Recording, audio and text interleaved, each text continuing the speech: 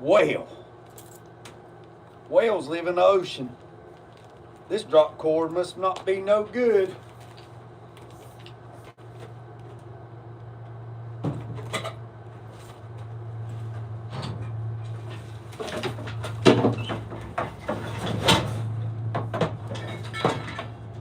In the water.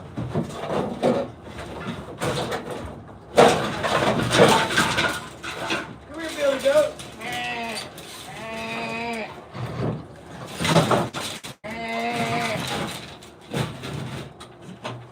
What in the world?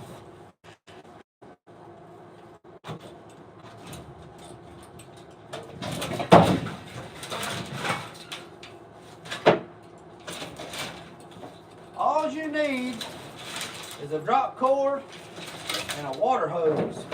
Jump out of an airplane. All you need is a drop cord and a water hose. Jump out of an airplane. I promise you, that son of a gun, it get caught on something before you get to the ground.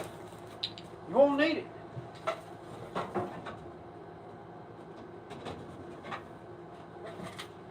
Let's try this one. I'll catch up on the comments here in a second. I got a daggone cluster of a mess. Figured I'd just work some of this. Work some of this dressing off. What's up, Craig? Carolina, Elko, Chris Fisher. All right, so we're gonna set y'all up. See if I can hang y'all right there. Probably ain't gonna work. I might have to set you right here on this bucket.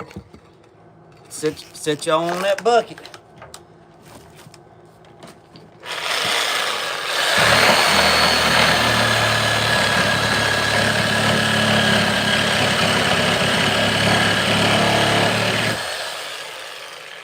It's all over but the crime. We love some pallets. Pallets. We love some pallets. Yes, sir. Gonna work a little bit of this dressing off. Come on. It's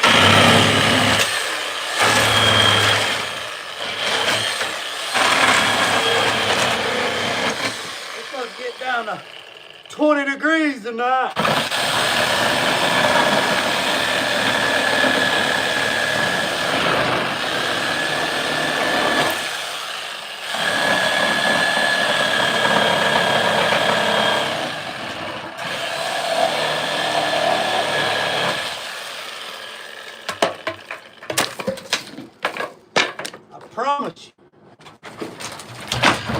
Promise you. I promise you.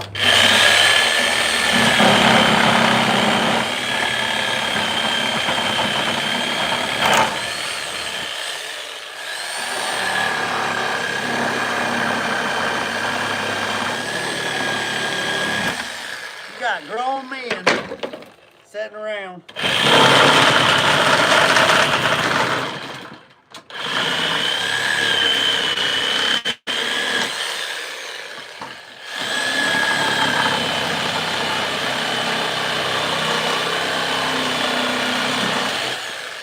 Grown men sitting around.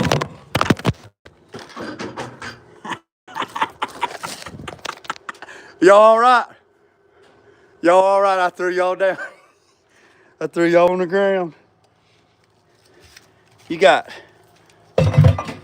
grown men. You got grown men. Sorry, I didn't mean to, Elko. You all right? You need me to pick you up? You all right, Elko? You need to pick you up? Elko, you okay? You all right? Okay. Elko, you okay? Let me put y'all over here so y'all can see. Elko, you all right? Well, I know you ain't got far to go when you fall. You know, you ain't but about 3 foot tall. So, I mean, just think about it. When you fall, you don't have to go far, and you're the last person that gets rained on. So it's all good. It's a win-win. It's a win-win. It's a win-win. It's a win-win.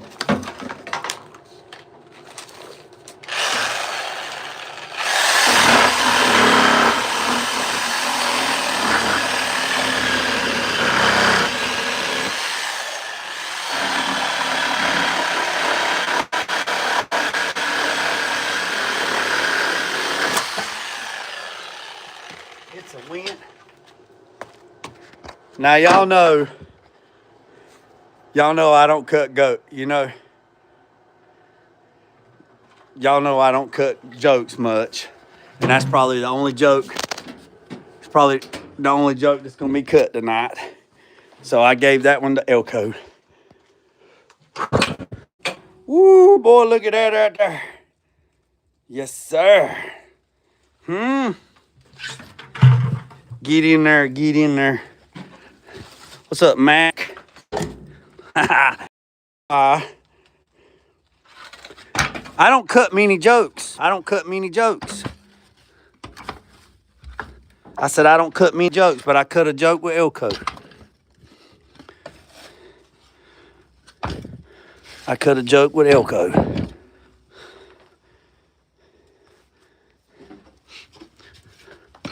So what I'll do is I'll get this daggone pallet put in here. Get this sun gun burning real good.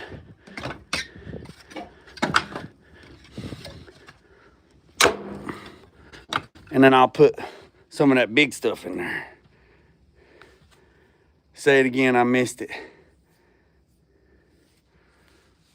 When stress gets to me and depression hits, I'm gonna stand up. Come here. Do what now? Hold on a second. Explain how that works to heat up water. Okay. Let me turn around so you can see me.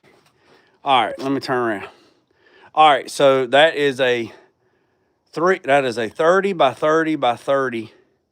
That firebox, just say it's 3 foot by 3 foot by 3 foot. So it's a 3 foot firebox inside a 250 gallon water tank. Okay. All right. So the way it works is I have central heat and air. Don't get me wrong. So the way it works is, here, let me set this down so I can tell you. Let me set this right here. All right, so the way it works is you got a firebox. Yeah, so you got a firebox. It's just say it's 30 by 30 by 30, right? So, and that firebox is in a 200. It could be in anything, 1,000 gallon water tank, whatever. So it's in a 200 gallon water tank, and the firebox is in the middle. You put the fire in the box and you heat it up and it heats the water up. Inside the barrel, there's about 100 foot of 1/2-inch copper pipe that's in the barrel, wrapped up in the barrel, right? Like a water coil, okay? My domestic water from my house goes through that coil. It comes through here, goes into the water tank, goes through that coil, which is in water that's 180 degrees. It comes out of that, runs through a mixing valve. The mixing valve mixes cold water and hot water. It sends 135 degree hot water to my house. Then it goes into a hot water tank.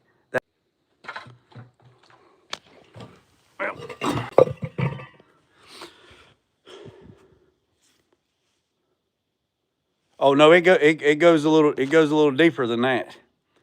So then the water coils run out of that tank, runs to the hot water heater in the house, which is not turned on. It's just for standby. The hot water goes into that at 135, 140 degrees, right? Okay. So after it comes out of the water tank, after it comes out of the water boiler, I moved too far. I moved too far. Ah, shit.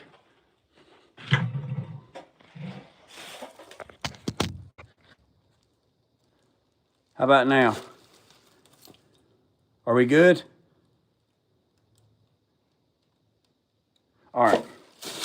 I can't move. I got to stay right here. I got to put one of them nesting things out here. So after it leaves the water boiler, the water coil is in the water. After it leaves the water boiler, it goes to the house, dumps into the hot water heater. The hot water heater is not on, it's just on standby. It is a holding tank for 135 degrees water. Okay, so when I go turn on my hot water spigot, the hot water heater is turned off, right? It's just on standby. I have unlimited hot water as long as there's a fire burning in here, right? Now, the way it heats my house is there's 1 inch thermal coupling water line that runs from here through a circulator pump that runs to my house, runs into my ductwork, and goes through a 250,000 BTU heat exchanger, which is basically a radiator. The water goes through it and it comes back to the, it's just like the radiator system on a car. That's the way it works. The hot water is constantly moving. When my thermostat in my house asks for heat, the only thing it does is turns the fan on. It doesn't turn the heat pump on. It just turns the fan on.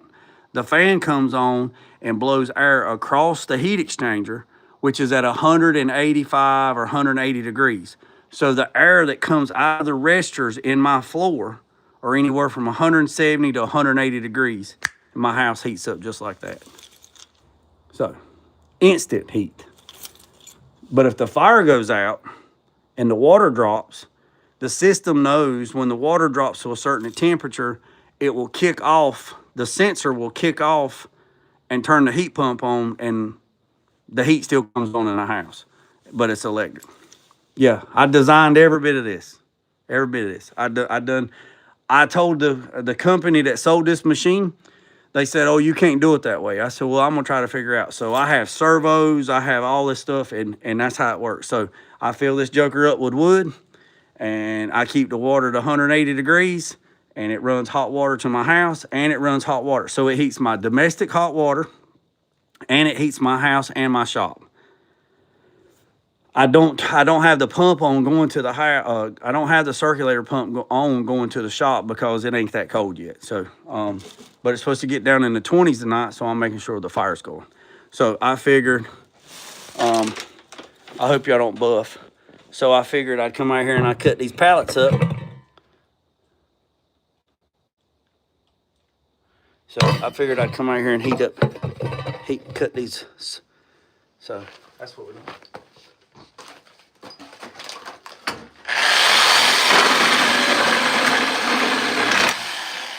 And my aunt owns a tree company, so I can get all the hardwood. And then I got people that bring me wood. I got, people say, hey man, I got a tree cut down in my yard. You want me to bring it to you? And they bring it to me. So.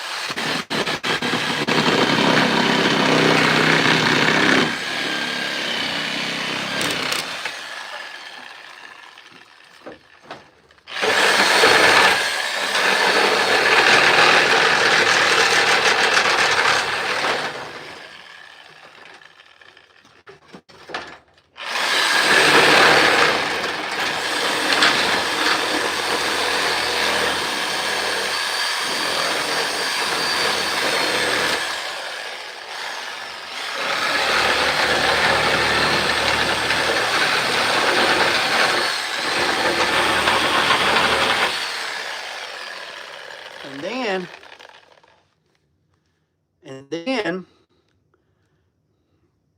if you really want to get crazy,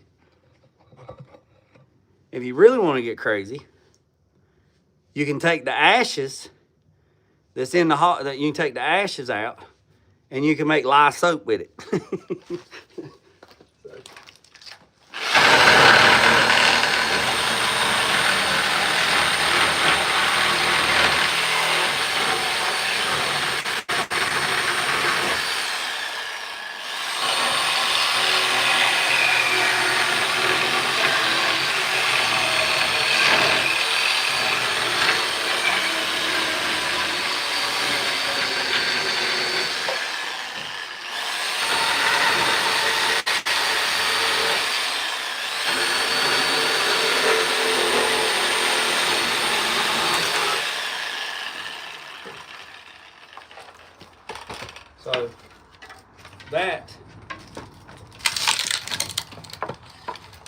is another cool thing about it too.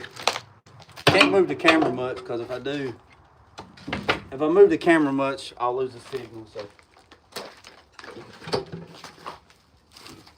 the only thing this thing won't burn is pine. It won't burn pine.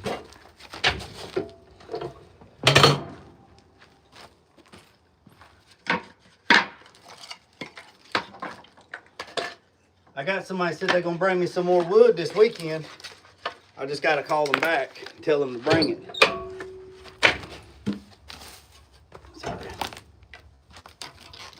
Oh yeah, and here's another thing. Here's something else I didn't tell you. So, here's something else I didn't tell you.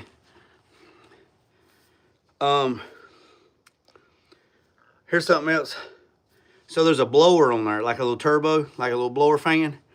So when the relay kicks on and tells the circulator pumps to come on, or the temperature drops, when the relay comes on, it activates the fan. The fan comes on, blows it through a tube into the firebox, and it just ramps it up.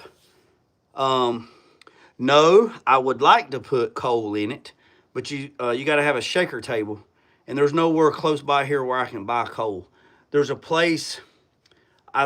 Somebody told me there was a place on the other side of Sanford, which is about an hour and a half, and they sold coal, but it wouldn't do me no good. I mean, I don't know. I thought about doing it one time before.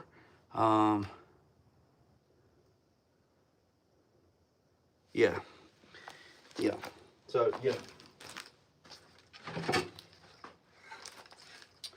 But anywho's, it's all good.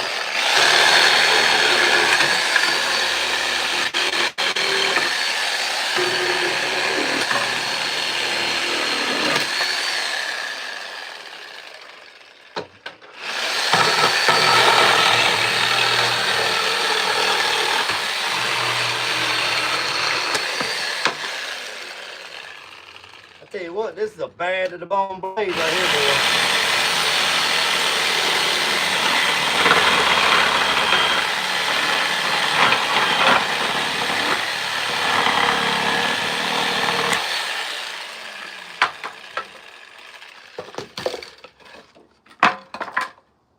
Bad to the bone.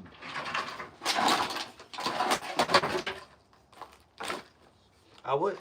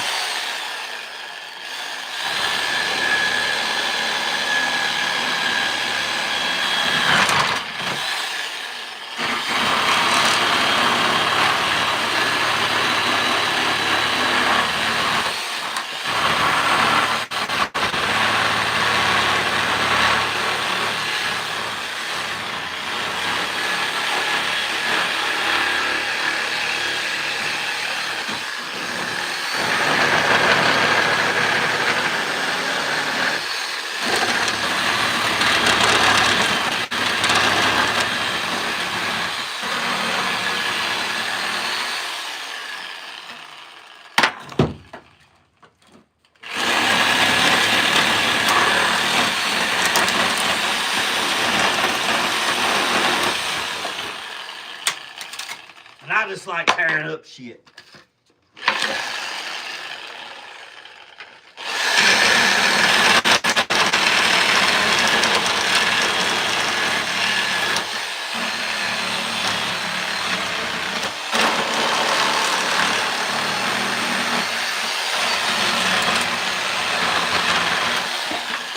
Tearing up shit keeps me out of trouble.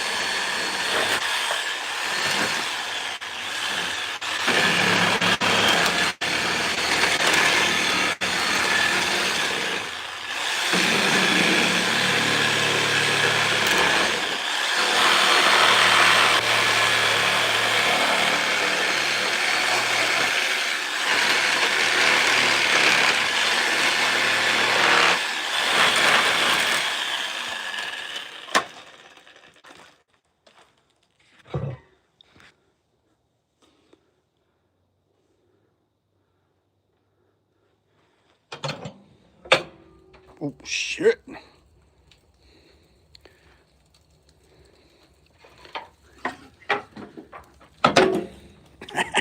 I don't want to go. I don't want to go. You going. You going, girl. Get in there. Look out now.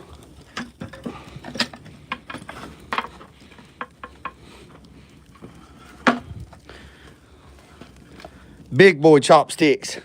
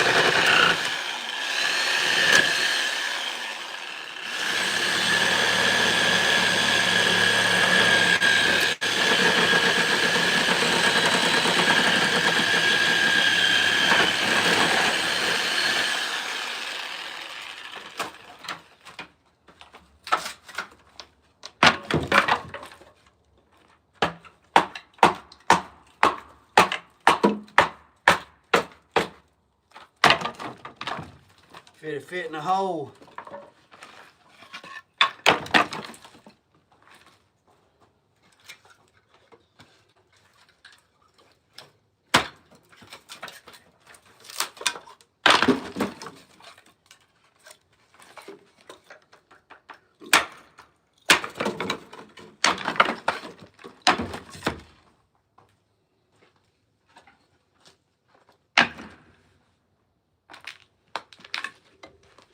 Yeah, so there's a, so I'm gonna turn the, I got it turned off right now, but I'm gonna show you. When I turn it on, you'll hear the fan come on. Hear the fan? When you turn the fan on, look what happens.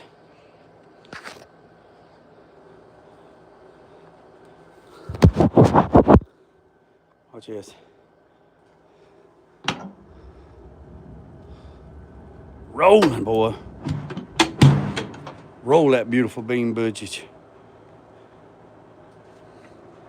I made benches.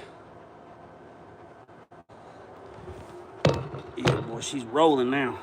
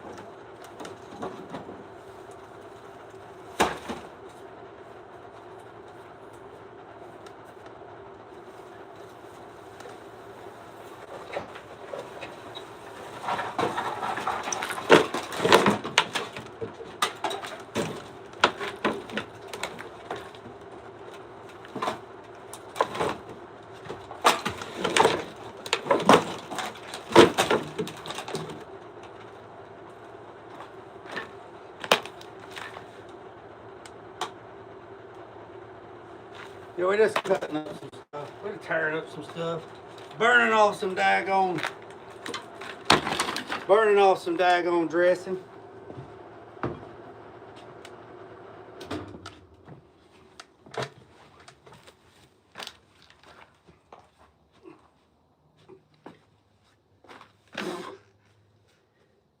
The air is heavy. The air is heavy.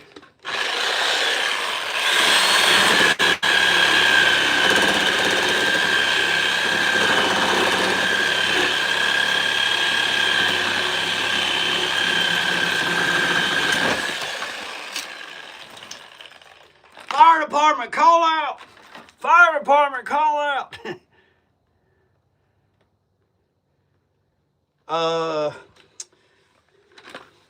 If I fill up, once I fill it up,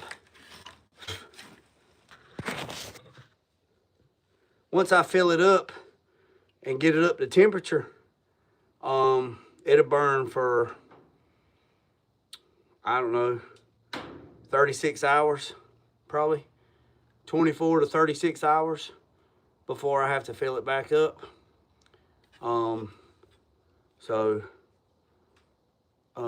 This spring, I'll tear the sheeting off of I'll take all the metal off the outside of the water stove and re-insulate it, just to make sure it's got, you know, it's time to service it. Put new insulation around it, but usually anywhere from 30 hours. 30 hours is pretty good on it. And, you know, and I keep the house pretty warm, so, and then the house is pretty insulated, so it's all good. The most I ever used it was one year. It got down in the teens. It stayed down in like the double digits, like 17, 18 degrees. And I was filling it twice a day. No, take that back. I was filling it 3 times a day. First thing in the morning, and then around lunchtime, and then around 7, 8 o'clock at night, I would fill it.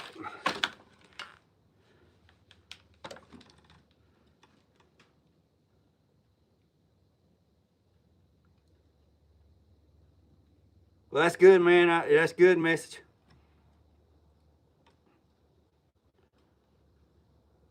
Oh yeah, oh yeah. If so, when my sons, when they build their houses, you best bet your sweet ass the shit that I've learned.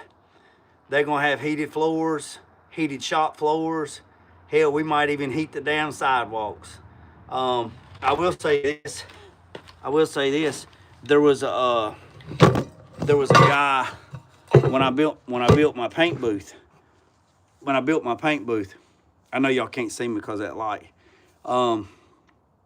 When I built my paint booth, one of the guys that came to my class twice, my paint class, I apologize for the light, because if I move the phone, I'll lose a signal.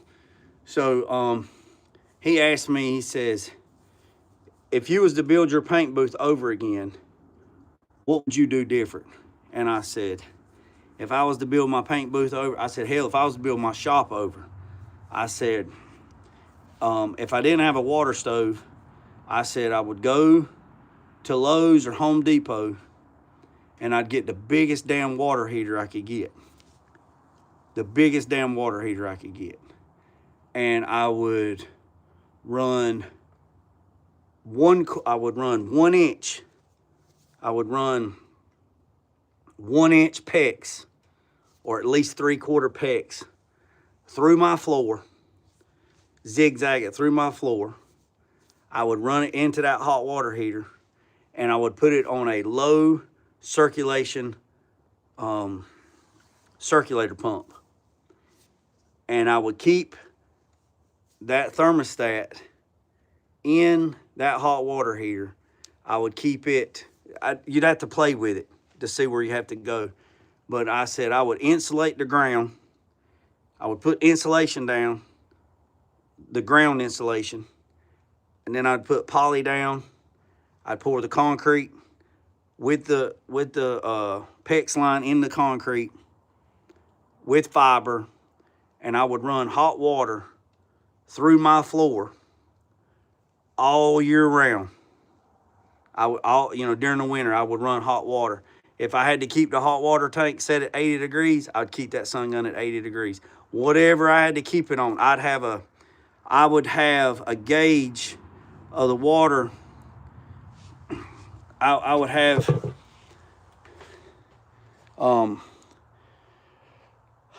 a gauge. Let me turn around. There we go. I would have a temperature gauge. When the water come out of the hot water heater, I would have a temperature gauge, what the water was going into the floor. And then I would have a gauge on the other end, what the temperature was the water was coming out of the floor.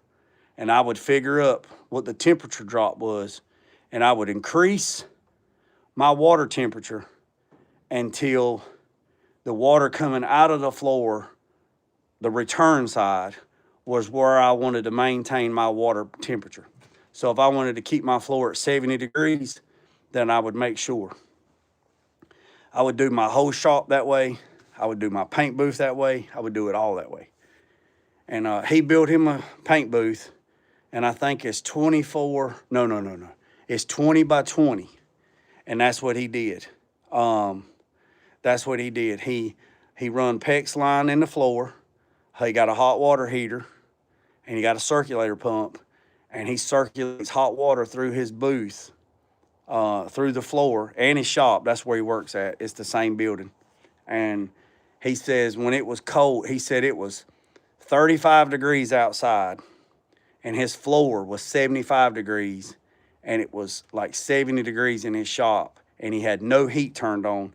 It was all the heat radiating off the concrete floor that was heating his shop. That is what's up. When my sons go to build their houses, or if I build them for them, or whatever they want to do, and they build a shop, and they build whatever, probably the best thing to do is build like a concrete floor. Well, run hot water through the floor, hot mineral oil and heat exchanger. If you ran tubes in the walls, make sure.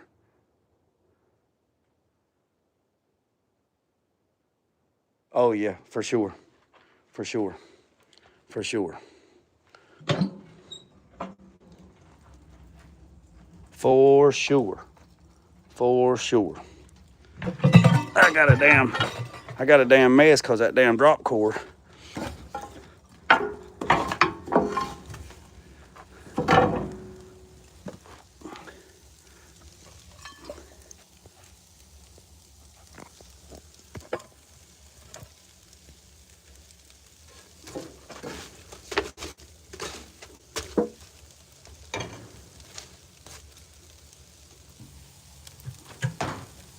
Let's snuff it out a little bit. Let's snuff it out a little bit.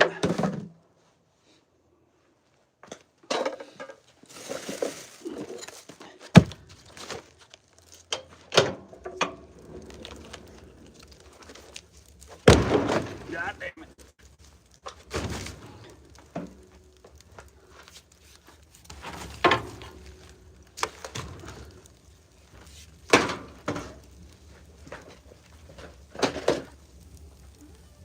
What you doing, fat boy? Holly out here.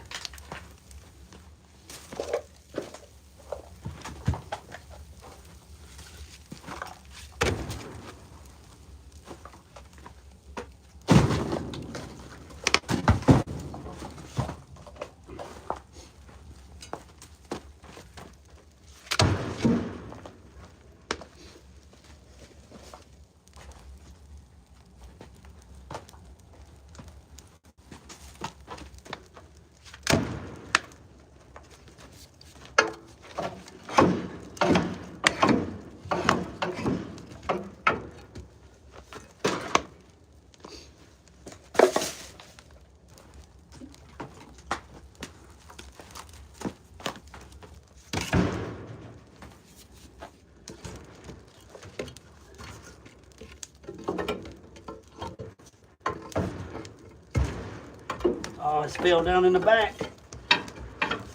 Get back up here. I don't want, you want to go in the back? I didn't want you to go in the back, but I guess you're going to go back there.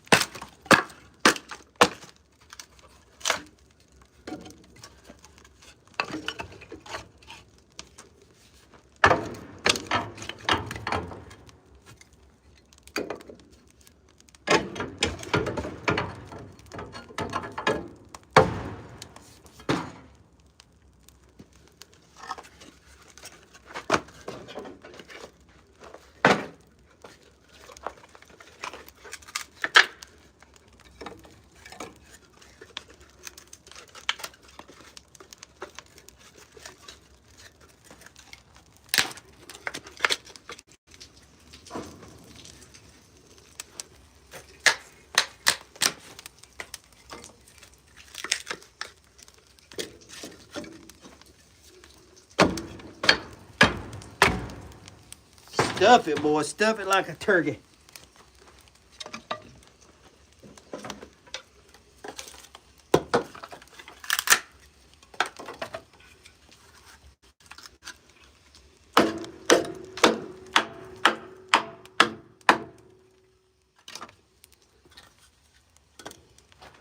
This song's gonna be rolling here in a minute, boy. This thing will be hotter. This thing will be hotter than a crack pipe on payday, baby.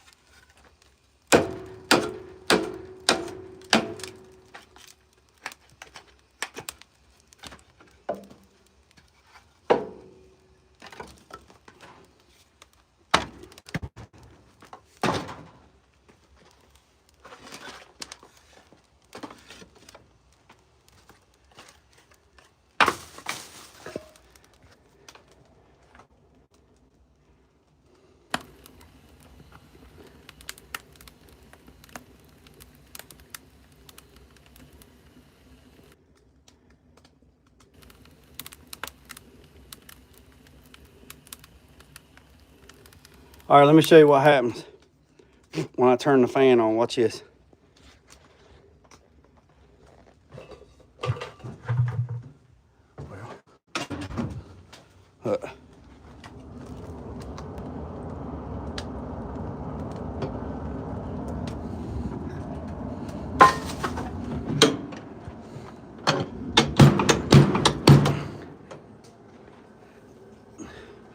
I need to go down there and cut a wedge out on the table. I need to get a metal wedge put in there to put pressure on the door handle.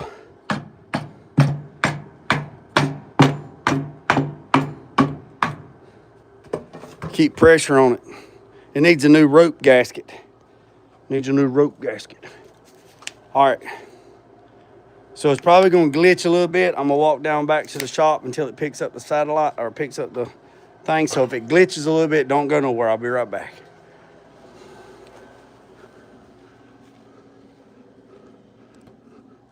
Here, look.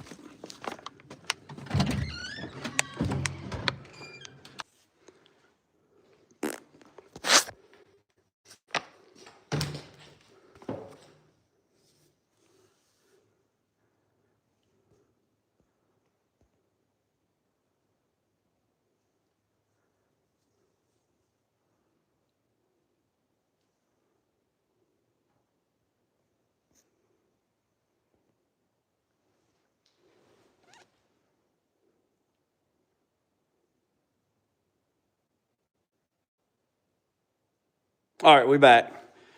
Use an oil burner for the backup if you don't want to go out. Yeah, I need to figure out, well, I can figure it out. That would be nice to do an oil system and put put like a 55-gallon barrel of used motor oil and have it where it drips up like on a hot plate or something. That would work too. But it's not too bad. I mean, it's not too bad. But yeah, so I'm gonna make a short on it, but here's the rack. I got it over here. It's holding the metal. I did finish it up. I still got it.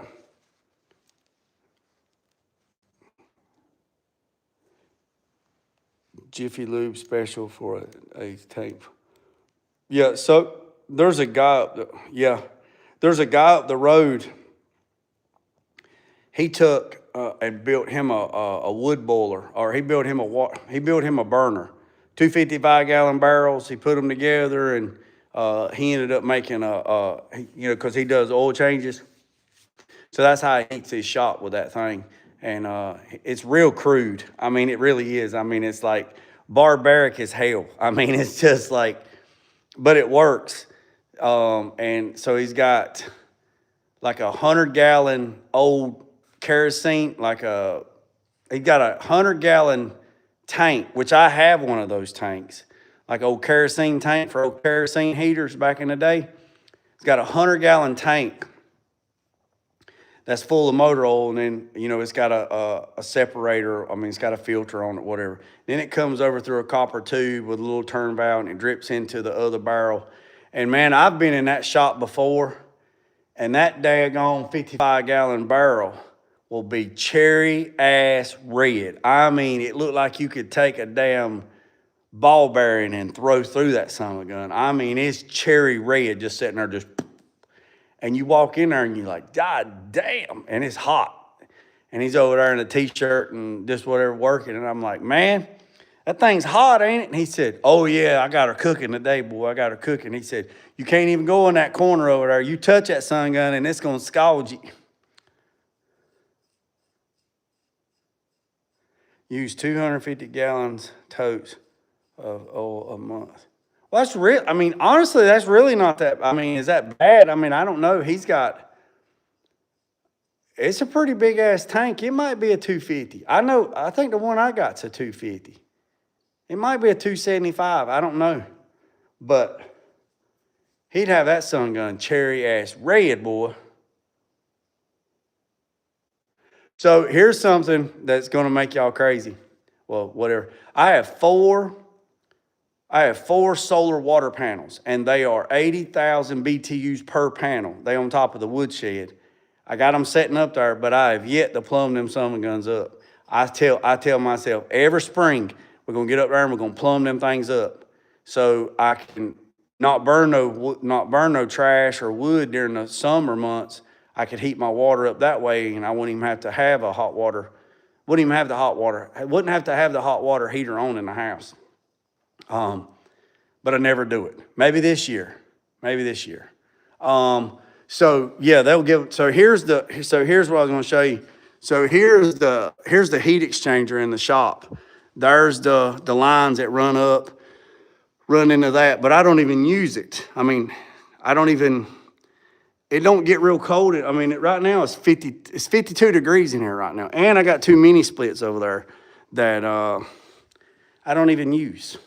I'm too damn stingy. Yeah, auto shops, yeah, they'll give you the oil. So here's the rack, boys and girls. So here's the rack. It turned out all right. I should have spaced. I'll have to go to Lowe's and get water pipe insulation and put on these. Like, I'd have to get some stuff like this. I'll have to get some of the small insulation for PEX line to put on that, because pool noodles are actually too big. So if I was going to use the pool noodle, I should have spaced it out a little bit more. So yeah, that's the heat exchanger. And then here's the thermostat right here for it, right there. So it's 51 degrees in here. So this Honeywell switch, I wired it up into that box right there. And then, like I said, the hot water comes up through the floor, runs up, goes through that 1-inch thermocoupling line and goes through there and circulates. It does. That's why I put the fans in the corner of the shop, so it would circulate the air. And then the hot air just comes out that end right there and just radiates. I was going to build ductworks and all that shit, and I was like, nah. So it was easier for me to just put fans in the corner. But like I said, I got two mini splits. And I don't even turn them. I need to turn them on to kind of service them a little bit, because if you don't use them, something might happen. But it's just ridiculous, man, the power. And then I got, I think it's a 200,000 BTU hog house heater. It's on a roller cart that I was going to use to heat my booth, but I changed my mind. I got it in the back. And I can just roll it up to the door, and turn that joker on for about 30 minutes, and it'll knock the chill out of the air just like that, and it'll be fine. But like I said, if it's like 18 degrees outside, I'll turn the heat on, but normally I don't. I normally don't, I don't normally keep it hot, man. Like 55, 60 degrees, I'm okay with it. I'm okay with it. I'm okay with it. I was telling, there was somebody I was telling, I can't remember who I was telling. I don't know who I was telling. I was telling somebody. They was talking about heating their shop. It wasn't Mac, it was somebody else. Well, actually, I did tell Mac this. I have a friend that bought a reefer unit, a refrigeration unit, at a truck place. And he bought it on Marketplace. He didn't give like $500, maybe $800 for this reefer unit. And it heated and cooled. And his shop's pretty big. It's insulated partially. He's got that reefer unit on the back side of his shop. And man, during the summertime, man, you can hang meat in that son of a gun. And then it heats his shop too. And it runs on diesel. But he has a diesel tank beside it. I forget how many gallon diesel tank he has beside it. And it just that. But what else I was going to tell you? Yeah, Thermo King. Yeah. Thermo King. Yeah, that's what it is. That's what it is. But I got another guy that I know that heats his shop. He's got one of those diesel propane, one of those diesel torpedo heaters, one of those diesel multi-fuel, like kerosene, diesel fuel torpedo heaters. And it's out back underneath the shed. And what that joker did is he put it outside. He got like a tank somewhere. I don't know what kind of tank he got. 50 gallon, 100 gallon tank. He put it up on a stand. He run a line from that down to the torpedo heater. He drilled a hole in the top of the fuel cap. And then he put a barb fitting in it. I don't know if he JB welded. I don't know what he did to it. But he run the fitting down to the cap, the fuel cap, on the torpedo heater. And it's a big one. Then he glued or JB welded the lid to the damn unit, right? He run that line up to the 100 gallon fuel tank that he has. So whatever them things hold, 10, 15 gallons of fuel, plus he's got a 100 gallon tank. And then what he did, he took and he went to Lowe's or Home Depot, and he got duct work, and he put duct, D-U-C-T, not duck, duct. He put duct work on that heater, on the torpedo heater, run it up his shop, run it through the plenum box. He built a plenum box, comes into his shop and runs across the ceiling of his shop through a heat exchanger. And he bought everything at Lowe's or Home Depot. And it went from like 8 inch, I don't know, I can't remember. It went from like 8 inch all the way down to 2 inch. And he run that son of a gun. What's up, Florida? He run that son of a gun all the way across his shop.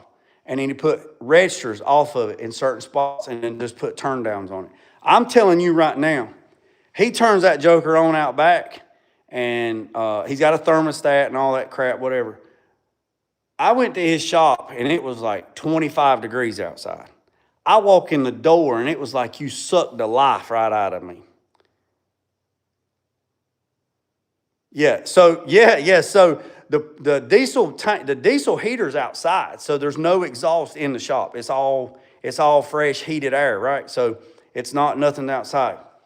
So, and also what he did was he put at the back of the shop, he put a return. And that return, he put like a damn Walmart box fan, something easy. And that return runs down and runs back into the heat exchanger, right? So not only does it have the force of the positive pressure of the torpedo heater blowing through the tube, he also has like a Walmart box fan in the back corner that's pulling the return, running it back around through like a 2-inch pipe, and he 45'd it into the main exchange, so he's circulating the heat. So the heat that's in the shop is getting took back out of the shop, reheated, and brought right back into the shop. So there's no dead spots, right? I'm telling you right now, yeah, shade tree genius. I'm telling you right now, I walked into his shop and it was like you sucked the air right out of me. I was like, God damn. I said, Jesus. He said, man, you cold? I said, I am outside. And I said, man, it's cold. He said, ain't cold. This dude had on shorts and a t-shirt in his shop doing body work. That son gun had it 85 degrees in there. And I'm like, damn, bro, you could dry meat up in this juke joint. He's like, man, I can't stand the cold. I can't stand it. He was in there in damn shorts and damn, yeah, a damn dehydrate jerky in that son gun. And he said that he would come out there in the morning around 6, 7 o'clock. He would turn that son of a gun on,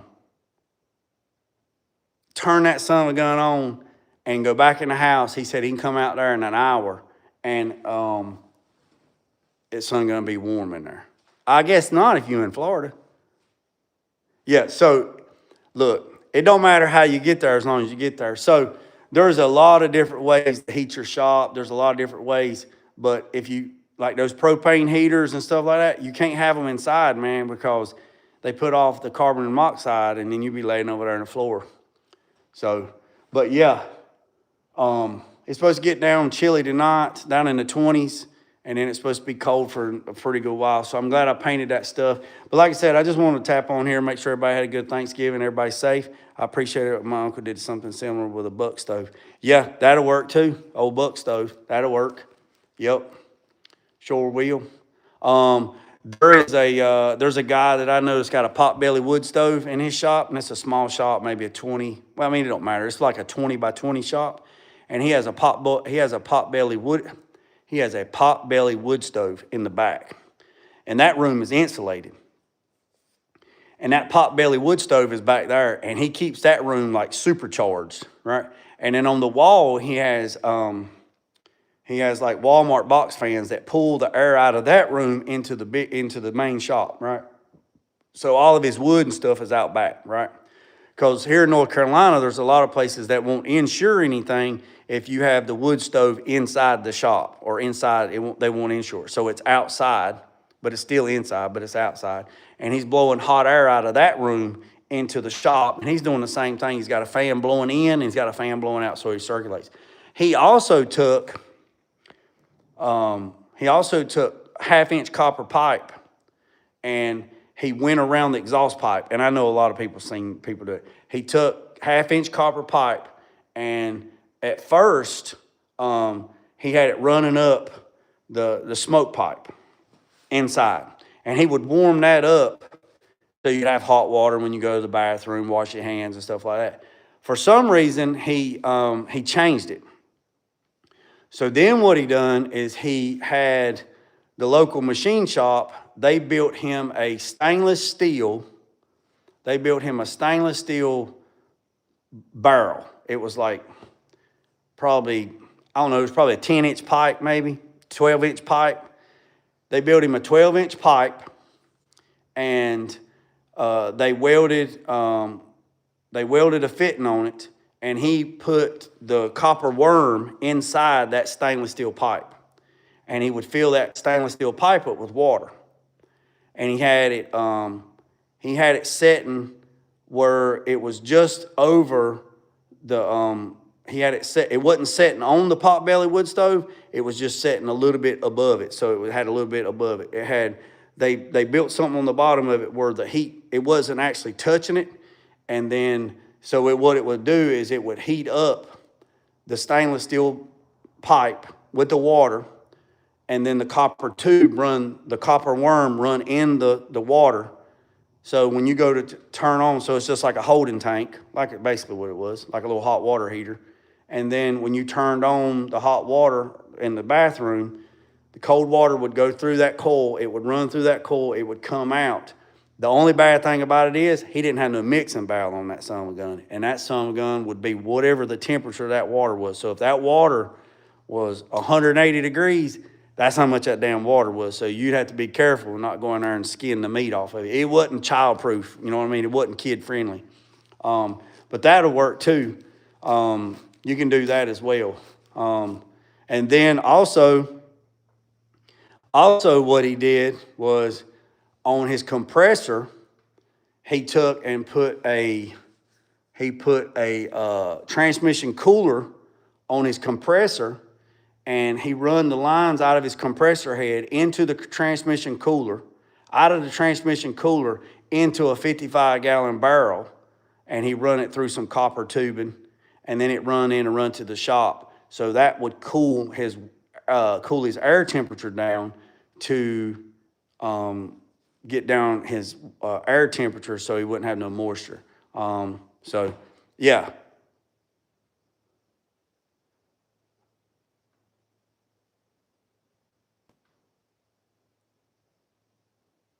Yeah.